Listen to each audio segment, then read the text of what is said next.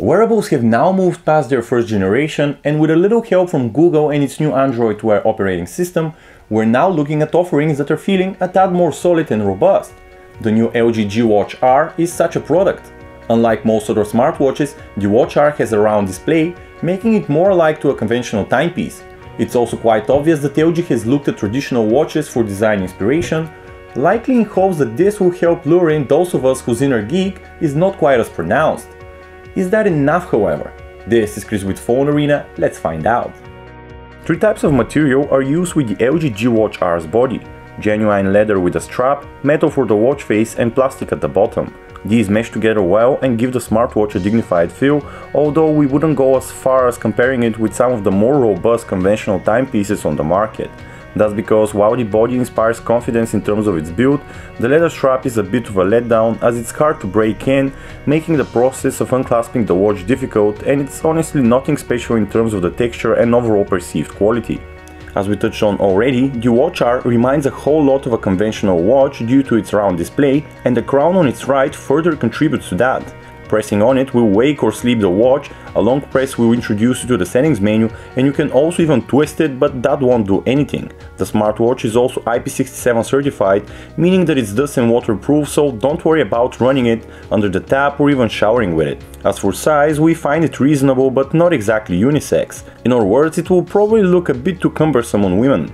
We can't complain though. It's not the most stylish timepiece on the planet for sure, but we're more than comfortable being seen with it when out and about. Motorola may have won itself the title of being the first to come out with a round smartwatch, but we have to say that we were rather disappointed to see that the display itself is not actually a full circle. There's a fat horizontal strip that cuts into it at the bottom. With the G Watch R, however, we don't have this problem, as you get a 1.3-inch full-circle OLED display, which is a nice breath of fresh air after the many square displays we've gone through so far. The resolution of the display sits at 320 by 320, good for the excellent density of 348 pixels per inch. There are also 6 levels of brightness available, but unless it's sunny outside, you likely won't have to set it higher than 2. Unfortunately, unlike the Moto 360, the Watch R doesn't feature an ambient light sensor, so it can't automatically adjust its brightness depending on your surrounding. As for protection, unlike LG's other watch, the G Watch, there seems to be no Gorilla Glass protecting the display from damage, but the raised bezel around the screen should nullify most accidental hits and bumps.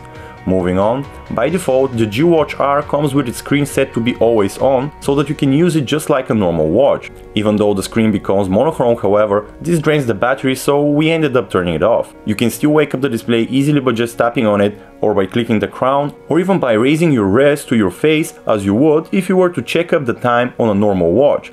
The Android Wear operating system running on the G Watch R has been around for a little while, so it's obviously still in its infancy, and the app selection, while growing, is still pretty small with less than 100 apps available on the Play Store. If you haven't come across Android Wear yet, the easiest way to imagine what it's all about is to think of it as an extension to Google Now. Voice commands in search, for example, are at the core of the OS, and the same cards with information that you'd get on your smartphone are also available on your smartwatch. For example, things like weather forecasts, stock prices, flights and parcel tracking, reservations and even navigation will make an appearance if you have them set up on your phone. Navigating through these, and indeed the whole UI, is done with taps and swipes, which is easy enough.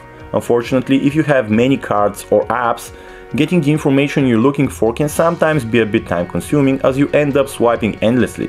Thankfully, we're already seeing third-party developers working on Android Wear launchers, and at least one particular app solved this problem by giving us quick access to an app drawer.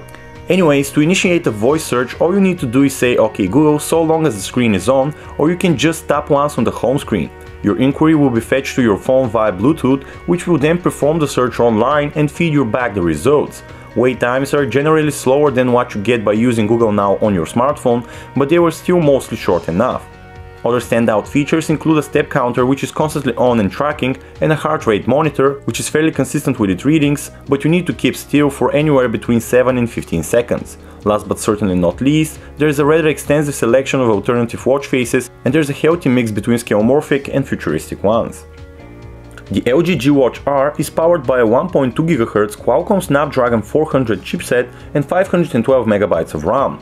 This configuration is capable of driving the software, and we stumbled upon no serious slowdowns or hiccups. That said, occasionally the frame rate drops a bit and is noticeable by the trained eye, but performance is generally more than acceptable. As for internal storage, you have to make do with 4GB, as there's obviously no slot for a micro SD card. That said, the way we see it, you probably won't need anything more than that anyway. The LG G Watch R is pretty much useless on its own. It needs to be tethered to your smartphone. The link between the two devices is established through the Bluetooth 4.0 module on board the watch itself, and the two will stay paired up even through several concrete walls more than 30 feet away. Speaking of pairing, in order to get your phone and watch to work together, you have to first download the Android Wear app off the Play Store. After that, you can use the hub to get compatible apps on your smartphone and then synchronize them with your smartwatch. You can't listen to music with the Watch R as it has no speaker, but you can control playback of songs on your phone. Unfortunately, the smartwatch does nothing more than offer basic playback controls like pause and start and previous and next track. There's also no gallery app to speak of, and you can't watch videos on the watch in case you wondered. Unlike the Samsung Galaxy Gear 2, which can hold calls thanks to its loudspeaker and microphone, the G Watch R will only vibrate when your phone is ringing. You can accept or reject a call on it, but that's about it. You still need to take out your phone and take up the call on it. In other words, LG smartwatch mostly takes the role of ensuring that you're not missing any calls, and that's it. Embedded within the body of the LG G Watch R is a lithium polymer battery with a generous capacity of 410 mAh, which is more than you get with the Gear S and the Moto 360. In our experience, the unit easily provided for a full day of even very hard usage, and we were able to squeeze out up to 2 days when using it as we would on average. The smartwatch is charged through a very small micro USB connected dock which sports a set of 5 magnetic pins which automatically connect with the watch on contact. Unfortunately, the magnets aren't very powerful, so you can easily disconnect the watch if you're not careful. While smartwatches still have a long way to go until we can talk about mass adoption, it's fair to say that the LG G Watch R marks a definitive improvement over the previous generation. To a great extent, this has to do with Google's Android Wear OS, whose ecosystem of developers and apps seems to be growing slowly but surely. The fact that LG has managed to craft a smartwatch that looks equal parts smart and watch also has a lot to do with the appeal of the Watch R, and we expect more manufacturers to follow through and attack from that angle. But perhaps the biggest challenge ahead of smartwatches, including this one, is cost. Availability right now for the R is still in its early stages, so we don't yet have a rock-solid price tag, but it seems like it will sell for about 225 quid in the UK and around 350 bucks in the US. This makes the Watch R the most expensive smartwatch currently on the market, so LG is looking at a pretty hard sell. Quite frankly, if it weren't for the Moto 360's off-putting stripe on the display, we'd probably recommend it over this one. As it stands, however, LG's wearable's only disadvantage in comparison is its relatively less fashionable design. So if you're looking for a healthy mix between the best of the worlds of both design and performance, the Watch R is the slightly better option overall. Once again, this was Chris with PhoneArena, thank you for tuning in.